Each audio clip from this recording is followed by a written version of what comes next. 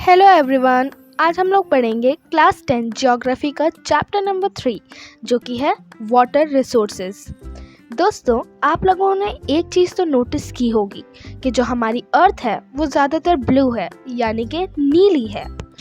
ऐसा इसलिए है क्योंकि हमारी अर्थ पे ज़्यादातर अमाउंट में वाटर प्रेजेंट है, लेकिन फिर भी बहुत सारे लोग वाटर स्कार्सिटी यानी पानी की कमी का सामना क्यों कर रहे हैं। आज इसी सवाल का जवाब हम अपने इस चैप्टर में ढूंढेंगे। साथ ही साथ हम ये भी पढ़ेंगे कि व्हाट इज़ वाटर स्कार्सिटी क्या है, या हम वाटर स्कार्सिटी को इस अर्थ पर क्यों देखते हैं। हम उसका वाटर कंजर्वेशन एंड मैनेजमेंट पढ़ेंगे, मल्टीपर्पज़ प्रोजेक्ट्स पढ़ेंगे और रेन वाटर हार्वेस्टिंग कैसे होती है ये पढ़ेंगे। इन सभी चीज़ों का एक्सप्लेनेशन आज हम एक ही चैप्टर में करेंगे। तो अब हम लोग इस चैप्टर को शुरू करते हैं। अर्थ का जो 3/4 पोर्शन है वो वाटर से कवर्ड है, यानी कि पृथ्वी पर बहुत पानी है। लेकिन अब सवाल आता है कि इतना ज़्यादा पानी होने के बावजूद भी हम वाटर स्कार्सिटी का सामना क्यों कर रहे हैं। तो हमारी अर्थ पे टोटल वाटर जो ओशन वाटर है वो 96.5% है, और हम सभी जानते हैं कि ओशन वाटर कितना ज़्यादा सॉल्टी होता है। तो ये हमारे लिए बिल्कुल यूज़लेस है, हम इसे यूज़ नहीं कर सकते। अब जो हमारी अर्थ पे फ्रेश वाटर है वो सिर्फ और सिर्फ 2.5% है, जिसे हम लोग अपने डेली वर्क के लिए यूज़ कर सकते हैं। ये फ्रेश वाटर भी फर्दर 2 कैटेगरीज में डिवाइड होता है। 70% ऑफ द फ्रेश वाटर जो है वो ग्लेशियर और आइस शीट्स के फॉर्म में है, जिसे हम इतनी आसानी से यूज़ नहीं कर सकते।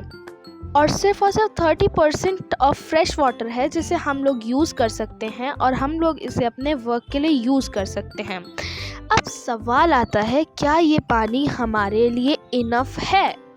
तो हाँ, ये पानी हमारे लिए इनफ भी है, और बल्कि हमारी नीड से ज़्यादा ही है, क्योंकि वाटर एक रिन्यूएबल रिसोर्स है जिसे हाइड्रोलॉजिकल साइकिल की हेल्प से रिन्यू किया जाता है।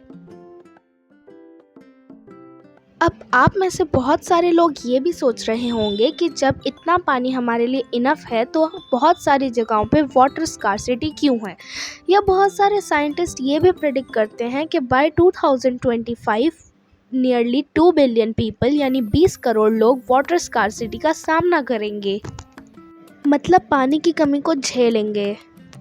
तो आप सब ने ये बात तो सुनी होगी कि अगर हम नेचर की किसी भी चीज़ को अपने नीड के लिए यूज़ करते हैं, यानी ज़रूरत के लिए, तो वो हमारे लिए इनफ यानी कि पर्याप्त है। लेकिन अगर हम उसे ग्रीड यानी लालच के लिए यूज़ करते हैं तो वो हमारे लिए बिल्कुल भी इनफ नहीं है। और यही सीन वाटर के केस में भी है। वाटर भले एक रिन्यूएबल रिसोर्स क्यों ना हो, लेकिन वाटर स्कार्सिटी का लोग सामना कर रहे हैं, क्योंकि लोग लालच में आकर वाटर को ओवर यूज़ कर रहे हैं, उसको एक्सप्लॉइट कर रहे हैं। तो देखिए, water scarcity and the need for water conservation and management. सबसे पहले हम समझते हैं वाटर स्कार्सिटी क्या होती है। The shortage of water is called water scarcity. पानी की कमी को हम लोग वाटर स्कार्सिटी कहते हैं। फॉर एग्जाम्पल, आप देखते होंगे कि राजस्थान की विमेंस अपने सर पे मटके रखकर पानी भरने के लिए बहुत ज़्यादा लॉन्ग डिस्टेंस को ट्रैवल करती हैं। ऐसा इसलिए क्योंकि राजस्थान में बहुत कम बारिश होती है और राजस्थान एक ड्रॉट प्रोन एरिया है। तो ये एग्जाम्पल है वाटर स्कार्सिटी का। अब दोस्तों, ज़रूरी नहीं है कि राजस्थान जैसे सूखे एरियाज़ में ही वाटर स्कार्सिटी देखने को मिले, बल्कि वाटर स्कार्सिटी हमें ऐसी जगहों पे भी देखने को मिल सकती है जहाँ बहुत पानी है। जैसे कि कोलकाता में एक बॉय ने लिखा है कि water water everywhere but not a drop to drink. Flood के बाद जो कोलकाता में पानी था वो एक ड्रॉप भी सेफ ड्रिंकिंग के लिए नहीं बचा था। और ये सब हमें कोलकाता में नहीं बल्कि और भी बहुत सारी जगहों पे इसलिए देखने को मिलता है क्योंकि पानी को ओवर एक्सप्लॉइट कर दिया जाता है, पानी का बहुत ज़्यादा यूज़ कर दिया जाता है। अनइक्वल एक्सेस टू वाटर की वजह से भी हमें ये देखने को मिलता है। Reasons for water scarcity. Water scarcity के पीछे कौन कौन से कारण हैं? तो पहला रीज़न है large and growing population and consequent greater demands for water and unequal access to it. मतलब कि लोगों की पॉपुलेशन बहुत तेज़ी से बढ़ रही है, और हमें पता है जितनी ज़्यादा पॉपुलेशन बढ़ेगी उतनी ज़्यादा पानी की डिमांड भी बढ़ेगी। बट पानी तो लिमिटेड है।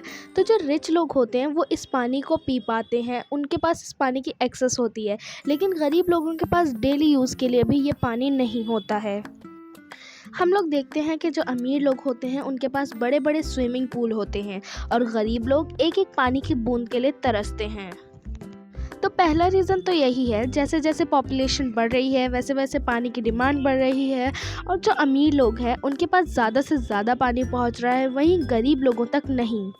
वाटर स्कार्सिटी का दूसरा रीज़न है water resources are being over exploited to expand agriculture.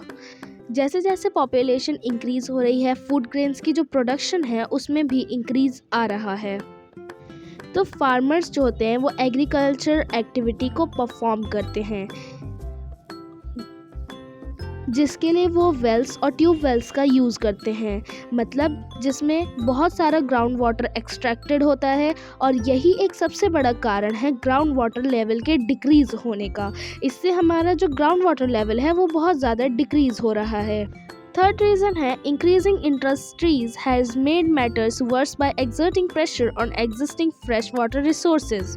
हमारी जो इंडस्ट्रीज़ हैं वो ज़्यादा से ज़्यादा इंक्रीज़ हो रही हैं, जिसमें हमारी इंडस्ट्रीज़ में बहुत ज़्यादा अमाउंट में पानी यूज़ होता है और जो इंडस्ट्रीज़ का गंदा पानी होता है वो रिवर्स में डंप कर दिया जाता है, जिससे जो फ्रेश वाटर होता है वो भी अफेक्ट हो जाता है। तो जो इंडस्ट्रीज़ होती हैं वो बहुत ज़्यादा प्रेशर एक्सर्ट करती हैं फ्रेश वाटर के ऊपर। इंडस्ट्रीज़ को रन करने के लिए जो हमें एनर्जी प्रोड्यूस करनी होती है हाइड्रो पावर, वो भी फ्रेश वाटर से ही आती है। तो यहाँ भी फ्रेश वाटर बहुत ज़्यादा यूज़ होता है।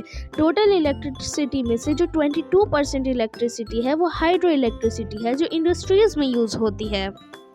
रीज़न नंबर 4 है over exploitation of water in urban areas. पानी के अर्बन एरियाज मतलब शहरी इलाकों में पानी का ओवर यूज़ और ओवर एक्सप्लॉइटेशन होता है, जिसकी वजह से शहरों में भी वाटर स्कार्सिटी देखने को मिलती है। इसे हम थोड़ा डिटेल में पढ़ते हैं। ये समस्या हमें इसलिए देखने को मिलती है क्योंकि अर्बनाइजेशन हो रहा है। अर्बनाइजेशन मतलब जो गांव के लोग हैं वो धीरे धीरे शहरों की तरफ बढ़ने लगे हैं, मतलब कि पॉपुलेशन जो सिटीज़ में है वो इंक्रीज़ होने लगी है। तो भाई पॉपुलेशन बढ़ेगी तो वाटर की डिमांड भी सिटीज़ में बढ़ेगी और वाटर की डिमांड बढ़ेगी तो सब ने अपने own ground water pumping devices यानी कि नल और हैंड पंप अपने ही घरों में लगवा लिए हैं, जिससे लोगों की कुछ हद तक की पानी की ज़रूरत तो पूरी हो गई। लेकिन एक्सेसिव अमाउंट में ग्राउंड वाटर निकालने की वजह से जो ग्राउंड वाटर लेवल था वो भी लो हो गया और इसकी वजह से अर्बन एरियाज़ में वाटर स्कार्सिटी होने लगी। हम देखते हैं कि बहुत सारे लोगों के जो घरों में मोटर होती है वो बहुत जल्दी ख़राब हो जाती है, पानी लेना छोड़ देती है, तो वो भी सिर्फ और सिर्फ ओवर यूज़ ऑफ वाटर की ही वजह से हो रहा है, यानी ये हम ही लोगों की वजह से हो रहा है। तो अभी तक हम लोगों ने जितने भी रीजंस डिस्कस किए वो क्वांटिटेटिव रीजंस थे। अब हम लोग डिस्कस करेंगे क्वालिटेटिव रीजंस, मतलब पानी अवेलेबल तो होगा लेकिन वो पीने लायक नहीं होगा। तो फिफ्थ पॉइंट है area where water is sufficiently available to meet the needs of the people but the area still suffers from water scarcity due to bad quality of water. मतलब ऐसा एरिया जहाँ पर वाटर एकदम सही amount में available है, जिससे लोगों की जो नीड्स हैं वो पूरी हो सकती हैं, लेकिन फिर भी लोग वाटर स्कार्सिटी का उस एरिया में सामना करते हैं क्योंकि वहाँ पे बैड क्वालिटी ऑफ वाटर होता है। वहाँ पे पीने लायक क्वालिटी वाटर की बिल्कुल भी नहीं पाई जाती है, क्योंकि हम जो वाटर है उसको डोमेस्टिक और इंडस्ट्रियल वेस्ट से पॉल्यूट करते हैं। केमिकल्स, पेस्टिसाइड और फर्टिलाइजर्स जो फार्मर्स एग्रीकल्चर में यूज़ करते हैं उससे पॉल्यूट कर देते हैं। तो जो वाटर होता है वो इन्हीं सब चीज़ों से बहुत ज़्यादा पॉल्यूटेड हो जाता है। अब हम लोग रिवाइज़ कर लेते हैं कि हमने अब तक क्या 5 रीजंस डिस्कस किए हैं। तो सबसे पहले हमने डिस्कस किया ग्रोइंग पॉपुलेशन, दूसरा इंटेंस एग्रीकल्चर, तीसरा इंडस्ट्रियलाइजेशन, चौथा अर्बनाइजेशन और पांचवा वाटर पॉल्यूशन। आई होप आप सभी को समझ में आ गया होगा कि वाटर स्कार्सिटी के पीछे कौन कौन से रीज़न होते हैं। तो इस पानी की कमी को देखकर गवर्नमेंट ऑफ इंडिया ने एक कदम उठाया जिसका नाम है जल जीवन मिशन यानी JJM। इसको शुरू करने का रीज़न है to improve the quality of life and enhance ease of living of people especially those in rural areas.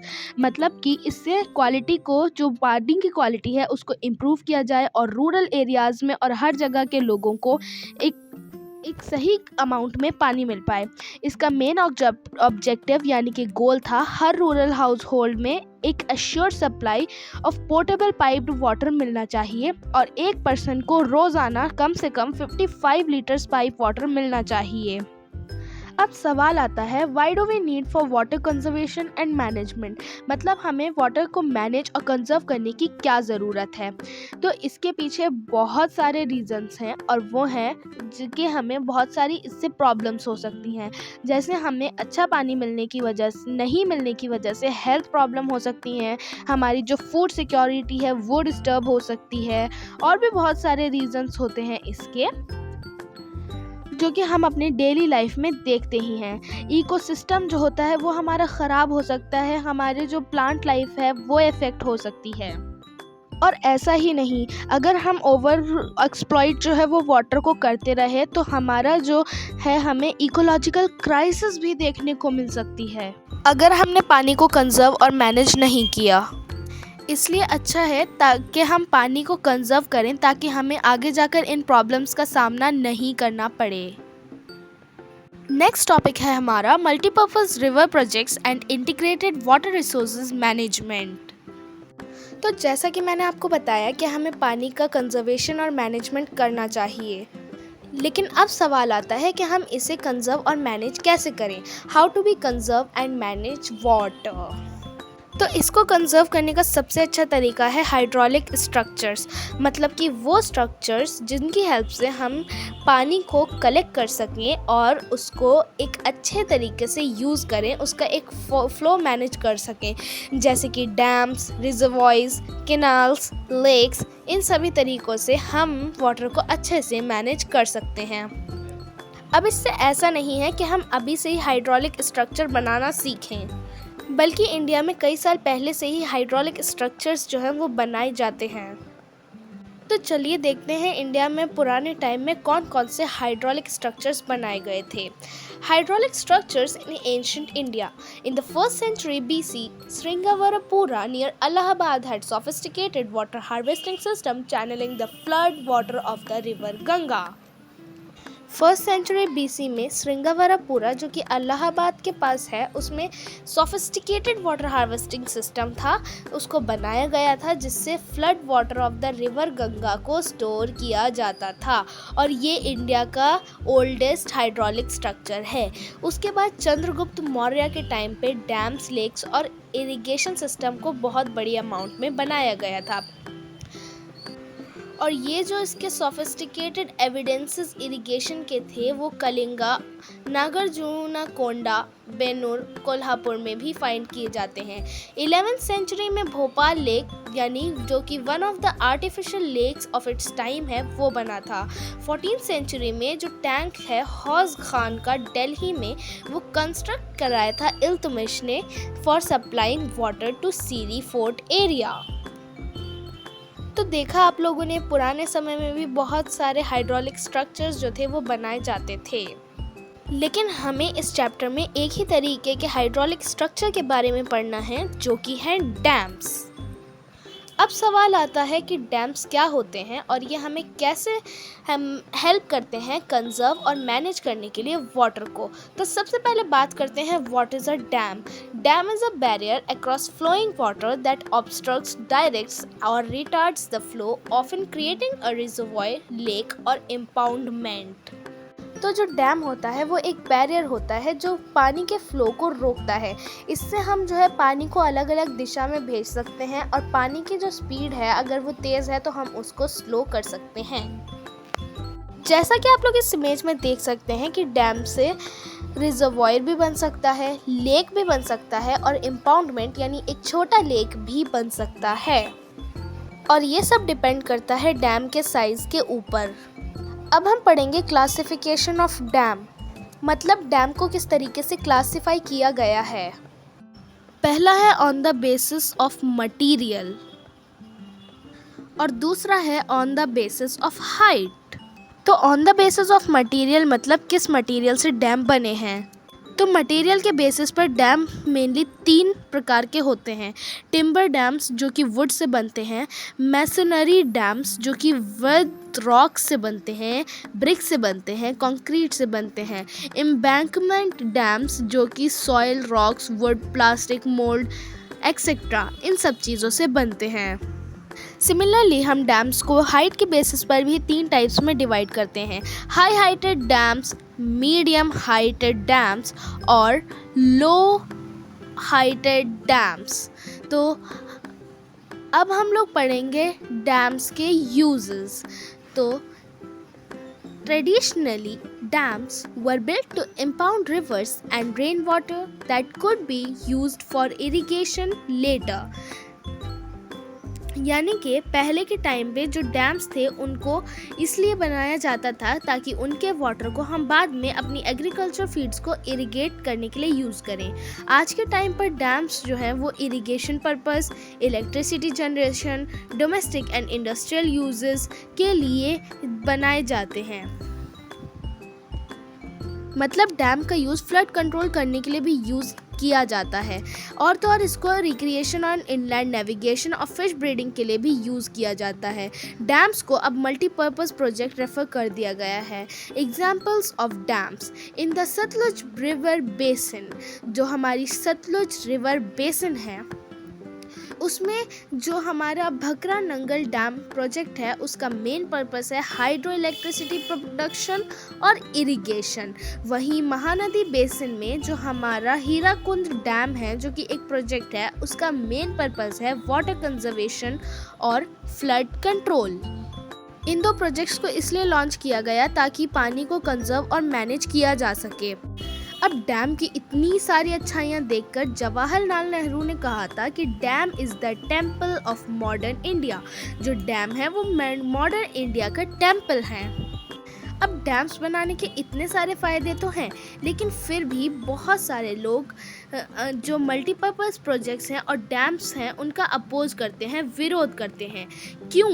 आखिर लोग ऐसा क्यों करते हैं? Why do people oppose dams? Reasons behind the opposition of multi-purpose project. First, regulating and damming of water affect the natural flow of rivers. जो regulating और damming of water होती है वो हमारे जो water का natural flow है, rivers का natural flow है, उसे बहुत ज़्यादा इफ़ेक्ट करता है। अब इससे प्रॉब्लम क्या आती है? हमें पुअर सेडिमेंट फ्लो और एक्सेसिव सेडिमेंटेशन मिलता है बॉटम ऑफ द रिजर्वॉयर पे। चलो इसे डिटेल में समझते हैं। जैसे मान लो ये रिवर है और ये रिवर के ऊपर एक डैम बना हुआ है।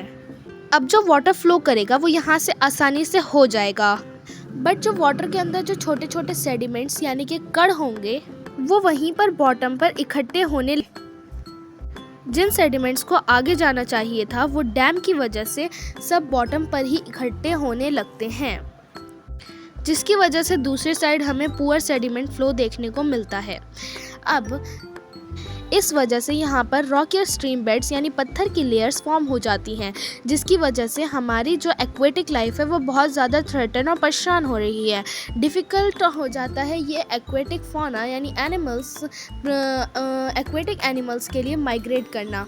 ये जो है वो सबमर्ज कर देता है हमारी एग्जिस्टिंग वेजिटेशन को और सॉइल को जो है वो डिकम्पोजिशन लीड कर देता है, यानी कि हमारे फ्रेश पेड़ पौधे और मिट्टी जो होती है वो सड़ने लगती है।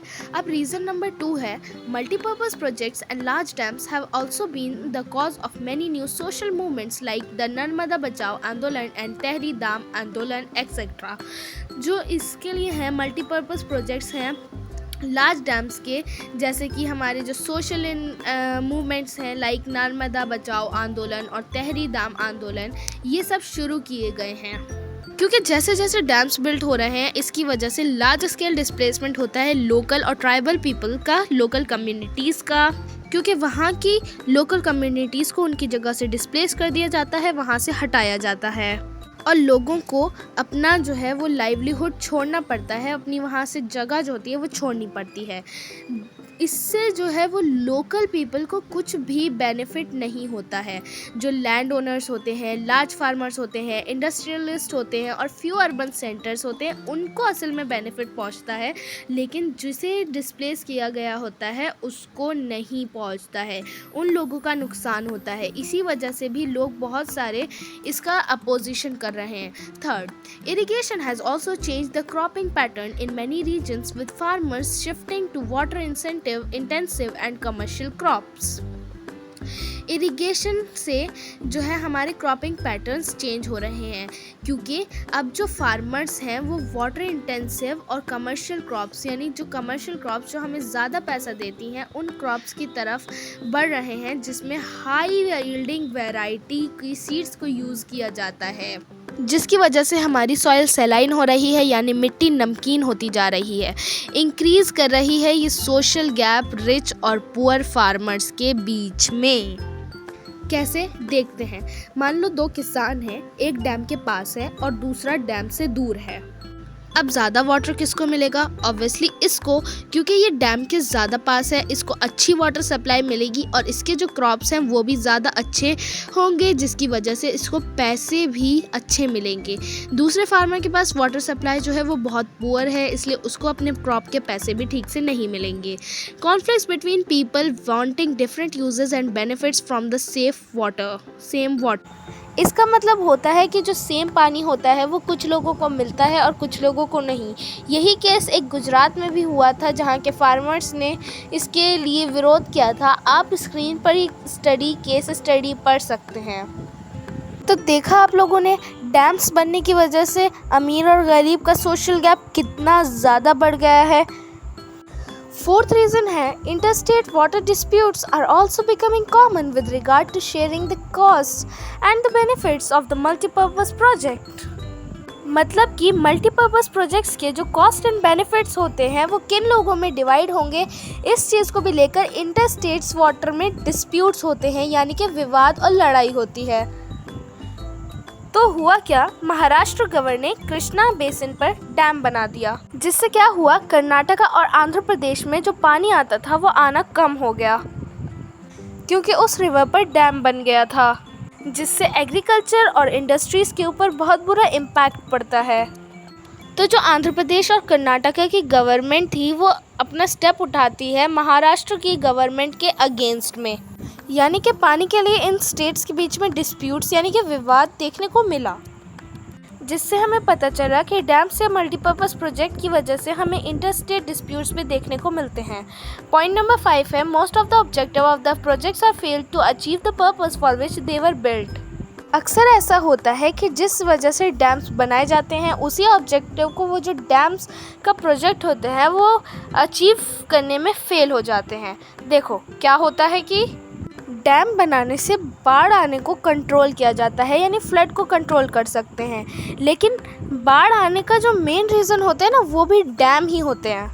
मैंने आपको बताया था कि डैम बनने की वजह से जो सेडिमेंट्स होते हैं रॉक के, वो जो है वो पीछे ही रुक जाते हैं, बॉटम में ही रुक जाते हैं, जिसकी वजह से हमारा जो वाटर है उसके स्पेस कम हो जाती है और बारिश के वक्त ओवरफ्लो हो जाता है, जिसकी वजह से डैम में से जो पानी है वो तेज़ तेज़ निकल कर ओपन स्पेसेस में आता है, जिसकी वजह से बाढ़ आती है। देखिए जो डैम्स हैं वो फ्लड को कंट्रोल करने के लिए बनाए जाते हैं, लेकिन सेडिमेंटेशन ऑफ रॉक्स की वजह से फ्लड आने का जो रीज़न है वो भी डैम्स ही बनते हैं। जो बिग डैम्स होते हैं वो अनसक्सेसफुल होते हैं फ्लड कंट्रोलिंग के लिए, क्योंकि जब at the time of excessive rainfall, ज़्यादा बारिश के टाइम पे जो ये डैम्स होते हैं ये फ्लड्स को कंट्रोल नहीं कर पाते हैं।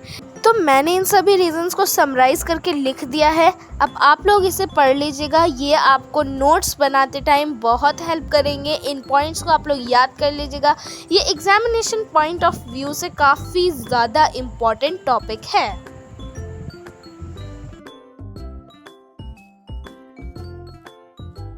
नेक्स्ट टॉपिक है हमारा रेन वाटर हार्वेस्टिंग।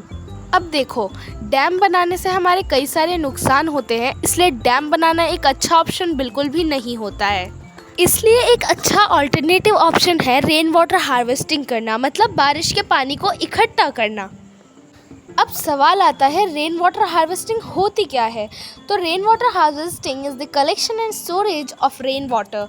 जो रेन वाटर का कलेक्शन और स्टोरेज होता है उसे हम लोग कहते हैं रेन वाटर हार्वेस्टिंग। अब हम लोग ये एक टॉपिक शुरू करने वाले हैं कि इंडिया में रेन वाटर हार्वेस्टिंग कैसे की जाती है।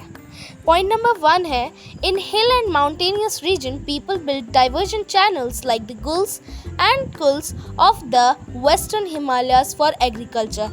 ये टॉपिक CBSE का सबसे ज़्यादा इम्पॉर्टेंट टॉपिक है, इसके कुछ ना कुछ क्वेश्चंस आ ही जाते हैं, तो आप इस टॉपिक को बहुत ज़्यादा ध्यान दे के अच्छे से प्रिपेयर कीजिएगा।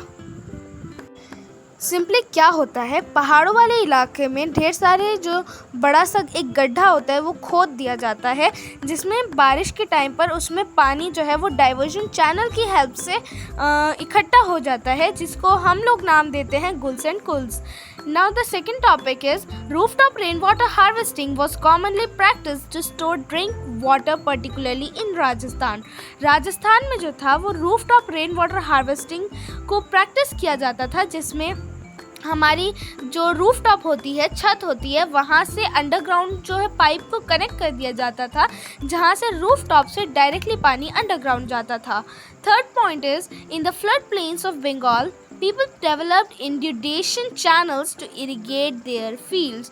जो फ्लड प्लेन्स होते हैं बंगाल के, वहाँ पे लोगों ने कुछ इस तरीके के इंडिडेशन चैनल्स बना दिए हैं ताकि वो जो पानी है उससे वो अपनी फील्ड्स को इरिगेट कर सकें, इन चैनल्स को कुछ इस तरीके से इरिगेट कर सकें। फोर्थ है, in arid and semi arid regions agricultural fields were converted into rainfed storage structures that allowed the water to stand and moisten the soil. जो सेमी एरिड और एरिड एरियाज़ होते हैं एग्रीकल्चरल फील्ड्स में, वहाँ पर जो है वो हमारी एग्रीकल्चर फील्ड्स को रेनफेड स्टोरेज एरियाज़ में बदल दिया जाता है, जिससे हमारा जो रेन वाटर है वो कलेक्ट हो जाता है और हमारी रेन वाटर हार्वेस्टिंग कुछ इस तरीके से की जाती है। फिर हम इसे अपनी अदर फील्ड्स को इरिगेट करने के लिए यूज़ करते हैं। यहाँ पर हम इसको नाम खादिन्स या फिर जोहाज भी कहते हैं। Number 5 is in the semi-arid and the arid regions of Rajasthan, particularly in Bikaner, Falodi and Barmar, almost all the houses traditionally had underground tanks or tankas for storing drinking water। अब देखिए, राजस्थान में पानी की कमी होती है तो वो लोग पानी को बहुत ज़्यादा ध्यान से कंजर्व करते हैं। तो राजस्थान में जगहों का नाम है कुछ बीकानेर, फलोड़ी, बारमर और ऑलमोस्ट सभी हाउसेस ट्रेडिशनली अपने अपने अंडरग्राउंड टैंक्स को, बिग रूम साइज टैंक्स को रखते हैं ताकि वो अपना जो ड्रिंकिंग वाटर है वो रूफ टॉप हार्वेस्टिंग की हेल्प से या किसी और मेथड से इसको स्टोर कर सकें। अब जो एडवांटेजेस होते हैं टैंकार्स में वाटर स्टोर करने के, वो है reliable source of drinking water when all other sources had dried up. हमें जो है वो अच्छी एक सोर्स ऑफ ड्रिंकिंग वाटर मिल सकती है जब हमारे जो बाकी के अदर रिसोर्सेज अगर हो सकते हैं वाटर के वो ड्राई अप हो जाएं, तब हम उन टैंकार्स से पानी लेते हैं। Construct underground room adjoining with tankas which keep the room cool. बहुत सारे लोग अपने जो डैम वाटर्स हैं वो अपने डैम को अपने रूम से कनेक्ट कर देते हैं, जिससे उनको काफ़ी कूल एरिया मिल जाता है। Today in western Rajasthan sadly the practice of rain water harvesting is the decline of plenty water is available due to the perennial Rajasthan canal. आजकल के लोगों ने roof top rain water harvesting को काफ़ी कम कर दिया है क्योंकि पेरेनियल राजस्थान कैनाल से लोग पानी लेते हैं। Some houses still maintain the tankas since they do not like the taste of tap water. कुछ लोग अभी भी टैंकार्स को मेंटेन करके रखते हैं क्योंकि उनको टैप वाटर का टेस्ट पसंद नहीं आता है। अब हम एक गांव गेंडाथुर का स्टोरी पढ़ते हैं जहां पर लोगों ने 200 हाउस होल्ड्स में अपने ही रूफटॉप रेन वाटर हार्वेस्टिंग को इंस्टॉल कर लिया और ये जो 200 हाउसेस हैं ये साल में 1 लाख लीटर पानी हार्वेस्ट करते हैं। अब इसी से रिलेटेड हम एक फैक्ट पढ़ते हैं।